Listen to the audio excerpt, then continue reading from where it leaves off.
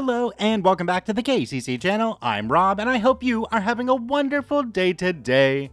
Today, we're jumping into some ProRevenge.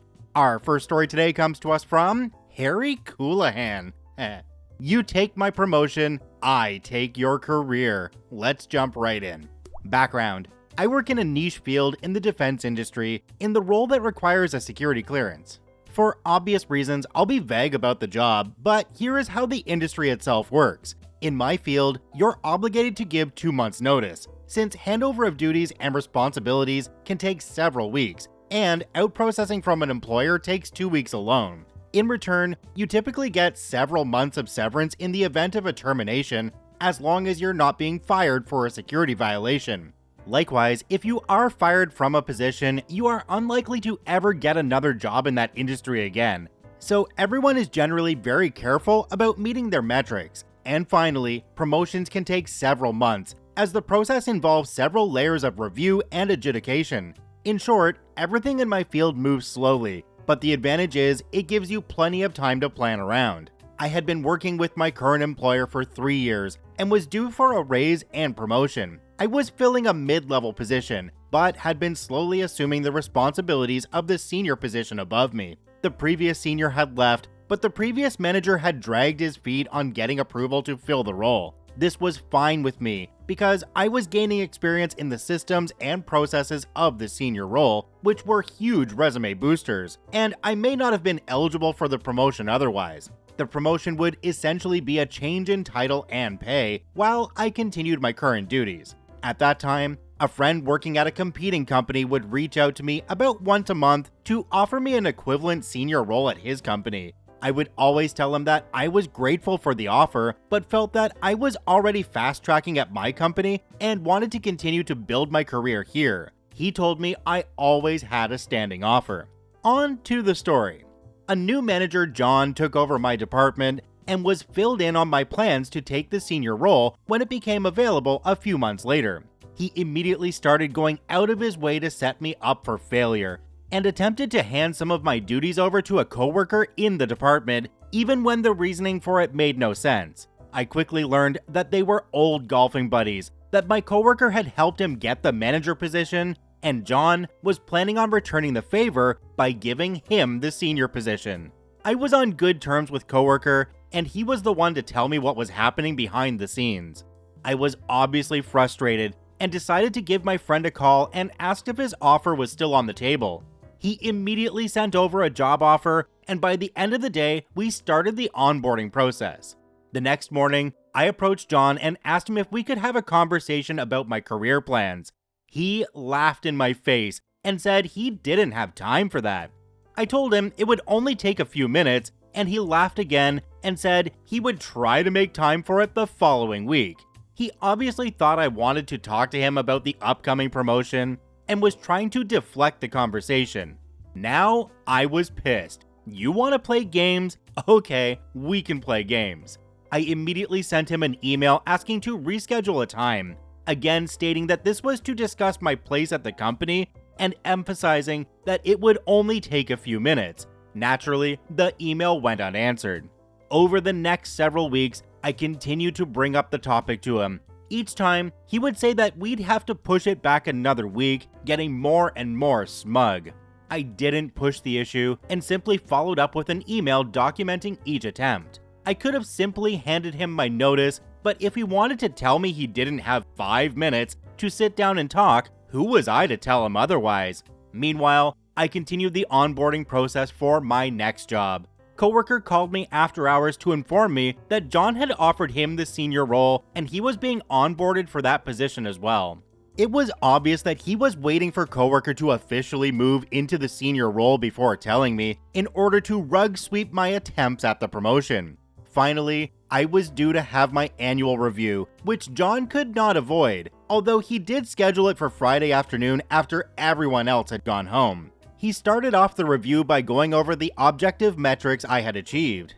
I had gone above and beyond the scope of my job, and based on my metrics, he was forced to rank me 1 out of 10 for employees in my position. When the review was complete, he said he wanted to give me his personal assessment of my performance and proceeded to tear me apart. He said that metrics weren't everything, that he felt I did not have the potential to advance in the company, that I still needed to prove myself if I was serious about this job, and that we could develop a 2-year plan to prepare me for a senior role. He went on for several minutes about how incompetent I was, despite also acknowledging that I had been instrumental in the success of every project I had worked on, and closed out his remarks by saying, "Some people just aren't cut out for this type of job, but the good news is that I think I can work with you and get you to that point. But if you're not willing to work with me on that, then I don't think you have any future at this company." I was internally laughing, but kept my poker face and agreed with each of his points as he talked. Finally, he sat back in his chair, smirked, and said, "Now, what was it that you've been so eager to talk to me about all this time?" Well, as you know, I've been trying to sit down with you to have this conversation for the last 6 weeks. I have been trying to inform you that I took a job as senior role at competing company and have been onboarding with them. Given how long it's taken for you to schedule this meeting with me, my onboarding process is almost complete, and my last day at this company will be 2 weeks from now. With that timeline in mind, today was my last day completing my daily functions, and I will start out processing on Monday morning. John sat speechless, and I let the silence fill the room. I planned on saying the bare minimum and letting him stew in his words. He shuffled through my review file needlessly before finally saying, "But I thought you wanted the senior position." John, you just spent the last 20 minutes telling me I'm not getting that position, but you have to give us 2 months notice. This isn't enough time. I tried to inform you 6 weeks ago, but you said you didn't have time to sit down with me. I've reached out to you every week since then, and this has been my first opportunity to give you my notice. John sat there for a few more seconds, his face changing from disbelief to anger, before storming out of the conference room to his office. I grabbed my things and left to enjoy my weekend. Over the weekend, coworker called to ask me what was going on. Apparently, John had called him to inform him that he would have to be prepared to fill the senior role with no training or handovers. Coworker knew that taking on the role without a handover was career suicide, and wanted to know what's up since I was essentially filling that position. Apparently, John had spent the whole weekend trying to convince coworker to assume the risk of the promotion, which had set off red flags that John was prepared to throw coworker under the bus to save his own skin. I told coworker I was leaving the company, was immediately out processing, and good luck. Coworker laughed, told me he was happy to hear it was working out for me, and said he would have to reconsider taking the position if he was going to be set up for failure. On Monday morning, John told me that we had a meeting with the department head. As the meeting started, I realized that John had spent the weekend spinning a story about how I had quit without proper notice. The department head said that they were considering legal action and wanted my side of the story. I simply told him that I had attempted to give notice 6 times, and each time John said he didn't have time for me. I showed him the emails and made sure to point out that I had only asked for a couple minutes of John's time, and noted how John had never acknowledged any of the emails. I told him that I was only able to give notice because my annual review overlapped with my notice period, and that if it hadn't, I wouldn't have been able to give any notice. And finally, I asked him how I was supposed to give notice, let alone do my job, if my manager refused to talk to me for months. It was such a ridiculous question that the department head cut the meeting short and said they would not pursue legal action. Aftermath. I spent the next 2 weeks out processing as John shot me angry glares. He apparently thought that coworker would be angry at me for leaving them high and dry, but coworker made sure to ask me about outside career opportunities whenever John was in the room. I told coworker that I would try to hand off as much as I could in that time, but he told me he wasn't concerned about it. On my last day, I got to watch coworker also put in his 2 months notice, just a few days before he was supposed to start in his new role as senior role. Apparently, he had spent the last 2 weeks finding another job as well. Coworker told me that he had also thrown John under the bus during his exit interview with the department head, saying that he didn't appreciate how John was willing to undermine his employees to serve his own needs, and that although coworker had initially recommended John for the job, he could see now that it was a mistake, and that he could not continue to work under that type of management. without any type of continuity for the senior role, and after losing 2 candidates for the role in the span of a month, the department lost critical capabilities, was unable to fulfill most of its responsibilities, and struggled to find anyone willing to take a job on a sinking ship. John was fired a couple months later and left the industry for good. I'm having a bit of a hard time with this story because just sending some emails and saying, "I want to talk to you," is completely different from handing in your notice. These are 2 completely separate things. Now, if OP had sent an email to the manager saying, "Hey, I'm resigning, this is my notice," then it would be a completely different story. But they only said that they wanted to talk to the boss. There was no formal notice given. Something here just isn't adding up to me, but I'd love to know what you guys think. Comment down below. Do me a quick favor and take a look down below the video. If that subscribe button's still red, it means you're actually not subscribed to the KCC channel. Please hit that subscribe button for more daily Reddit stories. Our second story today comes to us from Log Leader. Made my ex-boss lose $25,000 on his salary. Let's jump right in. I used to work at a Wendy's as a manager. It was already a crappy job, but my general manager was nice and most employees were easy to deal with.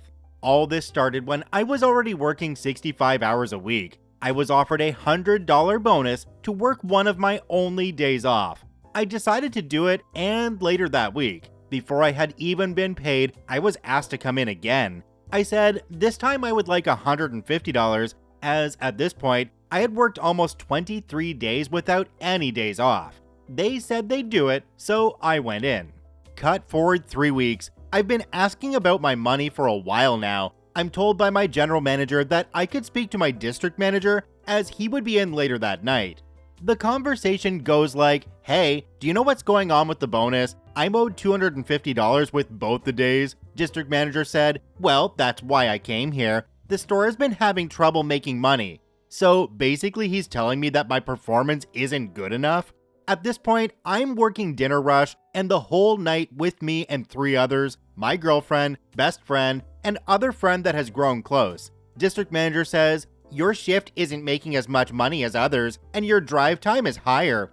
Well, we are doing all we can. It takes extra time when we only have half the number of people with the same amount of customers. That's really no excuse. When am I going to receive my bonus? My DM was a very sheepish man, so he is very obviously scared when he tells me this. "We cannot give you a bonus until the revenue rises and drive time goes down." I am speechless at this point. The rest of the conversation was a blur. I grew up on the south side. You didn't mess with people's money. A day passes. I've had time to collect myself and speak to my entire crew. Everyone agrees to walk out with me. So I call my district manager. The phone starts to ring, but then it cuts off. He declined my call. So I called him again, and again, and again. Finally, I just leave him a voicemail. "Look, Jacob, you need to talk to me. You have until 8:45 to call me back or all of night crew is done." At this point, it is 7:30. I go into my office and start watching my boss's email. She leaves it open and logged in. I figured he would probably email her before calling me. Around 20 minutes of watching this email and boom, an email pops up. "Emergency, Lonnie." This idiot put my name on the email. So of course I read it. Long story short, in the email, it was him trying to make sure my general manager was going to be ready to go to work. AKA, he wasn't going to call me or give me my money. So I get all my people together and we walk out, leaving everything out. All the meat, all the toppings, the fryer, everything. The next day, I turn in my keys. About a week later, I'm called by my brother. "What's up?" "Jacob lost all of his stores. He has to go back to Indiana." My brother worked at the store as well. If you don't know, district managers' pay is based on the amount of stores they have and how much they make. When he moved to Indiana, his wages got reduced for $65,000 to around $40,000. All this for $250. You know, if a district manager or an area manager promises you money for a shift, you need to get that in writing, at least in an email or something, saying that they agreed to pay you this much to come in at this time and do this amount of work. Because then, when you don't get paid, you can take it to the labor board and say, "Hey, these people owe me money." This story here seems like it would fit in really well to that anti-work subreddit that's been really popping off on Reddit recently. I won't say very much about that subreddit because I like to stay pretty neutral here, but this one sounds like a revenge fantasy that would fit right in there. Check out both OPs, linked in the description down below. I thank you for watching. I hope you have a wonderful day, and we'll see you tomorrow.